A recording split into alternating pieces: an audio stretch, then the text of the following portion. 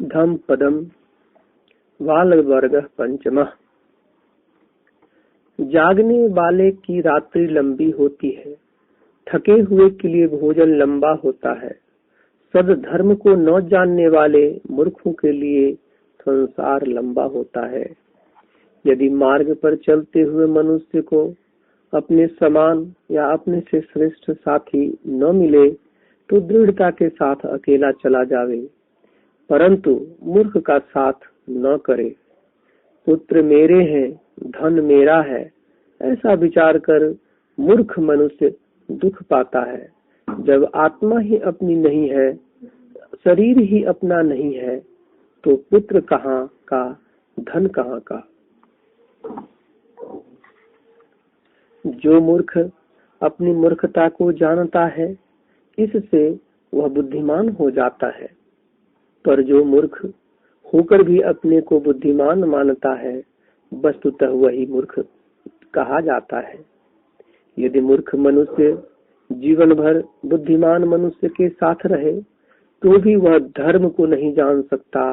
जिस प्रकार कलछी सूप के रस को नहीं चख सकती। यदि विचारवान मनुष्य क्षण भर बुद्धिमान मनुष्य के साथ रहे तो भी वह धर्म को जान लेता है, जैसे जीभ सूप के रस को जान लेती है। दुष्ट बुद्धि वाले मनुष्य अपने शत्रु बने हुए से घूमते रहते हैं और पाप युक्त कार्य को करते हैं, जो कि कड़वे फल देने वाले और दुख देने वाले होते हैं।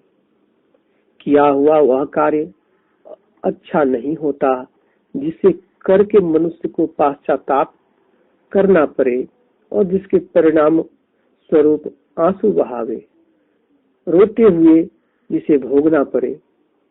किया हुआ वह कर्म अच्छा होता है, जिसे करके मनुष्य को संताप नहीं होता, खुशी होती है और जिसके परिणाम को विश्वास पूर्वक प्रसन्न मन से भोगता है। जब तक पाप कर्म का परिपाक नहीं होता, तब तक मूर्ख मनुष्य उसे मधु के समान जानता है, और जब पाप कर्म का परिपाक होता है तब वह मूर्ख मनुष्य दुख को प्राप्त होता है। यदि मूर्ख मनुष्य प्रति माह कुश की नोक से भोजन करे तो भी वह धर्म के जानकारों के 16वें भाग के बराबर भी नहीं हो सकता। किया हुआ पाप कर्म शीघ्र ही विकार नहीं लाता, जैसे दूध शीघ्र ही जम नहीं जाता, पर वह पाप कर्म भस्म से आवृत हुई अग्नि के समान मूर्ख का पीछा करता है। मूर्ख मनुष्य का जितना भी ज्ञान है वह उसके अनर्थ के लिए होता है। वह ज्ञान उसके मस्तक को छिन्न भिन्न करता हुआ उसके शुद्ध अंश का विनाश कर देता है। मूर्ख मनुष्य झूठी वस्तुओं की इच्छा करता है, भिक्षुओं के बीच में अग्रणी बनना चाहता है, निवास स्थलों में ऐश्वर्य की कामना करता है और दूसरे कुलों में आदर सत्कार की अभिलाषा रखता है। मूर्ख मनुष्य का संकल्प होता है कि गृहस्थ और श्रमण दोनों ही मेरे किए हुए कार्यों का अनुमोदन करें।